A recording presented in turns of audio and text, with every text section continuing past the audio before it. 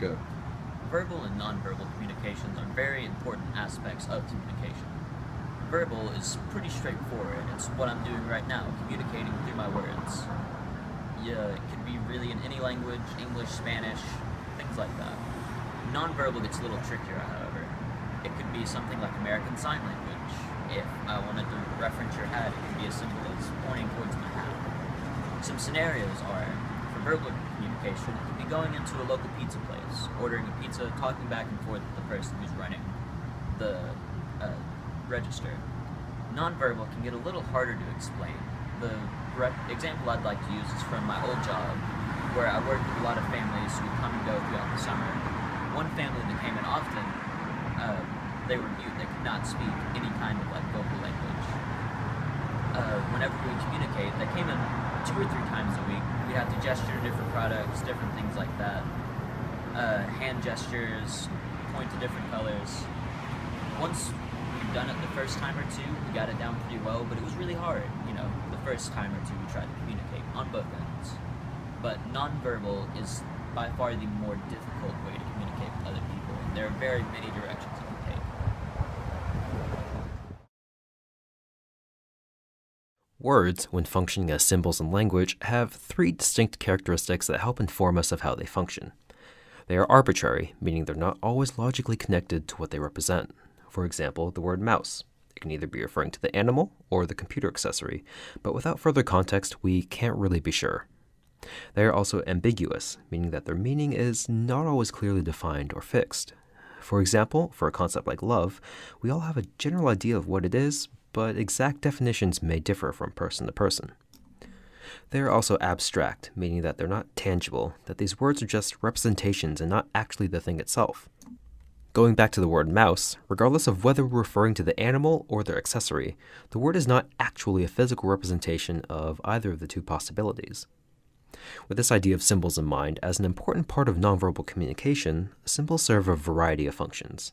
They help us define and make sense of the world around us. They help us evaluate aspects of our world, shaping our perceptions. Once we have our perceptions made, symbols can help us organize and reflect on them.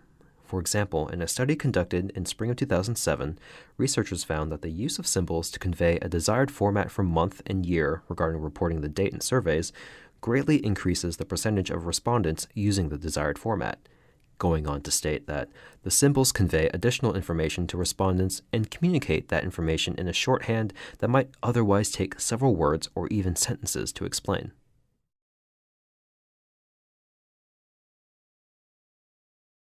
Language functions refer to the purposes in which we use language to communicate. We use language for a variety of formal and informal purposes. Specific grammatical structures and vocabulary are often used with each language function. For example, a language function refers to what students do when they communicate or interact with each other, or when they communicate or interact with content. Some examples of language functions are compare and contrast, asking questions, expressing dislikes and likes, and agreeing and disagreeing. There are two types of language rules. The first language rule is called regular rules. When and how to speak to someone is a regular rule. For example, when it is appropriate to show affection between people or your classmates is an example of regular rules. Constitutive rules is the second function of language. Constitutive rules is how we communicate and how the acts that we communicate are interpreted. For example, if these acts are powerful or if they are weak, they are considered constitutive rules.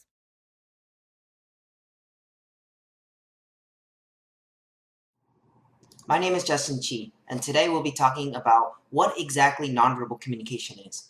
Nonverbal behavior includes all communicative acts except speech to convey a certain message, according to the Journal of Human Behavior in the Social Environment. Body language is a common example when it comes to nonverbal communication, and this is often used without us being aware of it. Examples of body language include posture, hand gestures, and even facial expressions. How you dress can also be a form of nonverbal communication. as you are communicating a message through the clothes you wear. Say, if you were wearing a band t-shirt, you would communicate to everyone around you that you are a band student, or for any other classes or outside clubs. Some other forms of nonverbal communication that are often overlooked can include body contact, appearance, which we covered slightly in how we dress, and direction of gaze. Nonverbals are responsible for helping with flow of interaction, cueing hierarchy, and priority among communicators. And examples of this would be a simple hand gesture to continue or stop flow of conversation, bowing when greeting or speaking in some cultures cues hierarchy, raising your hands in a classroom sets priority to student between student and teacher communication. Sometimes nonverbal conveys more than verbal communication. As the saying goes, actions speak louder than words.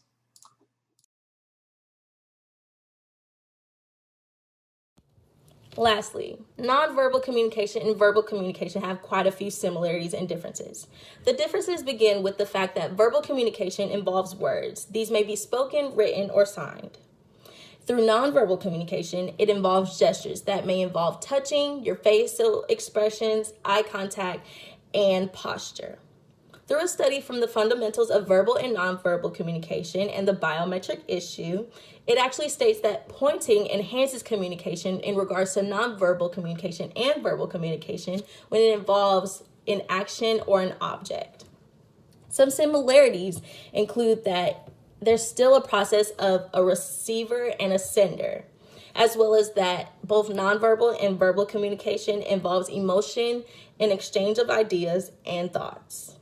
In a study made by Rebecca Brooke in the UK, there are smiley faces implemented towards drivers when they are doing the speed limit or below it, and there are frowning faces when they are exceeding the speed limit.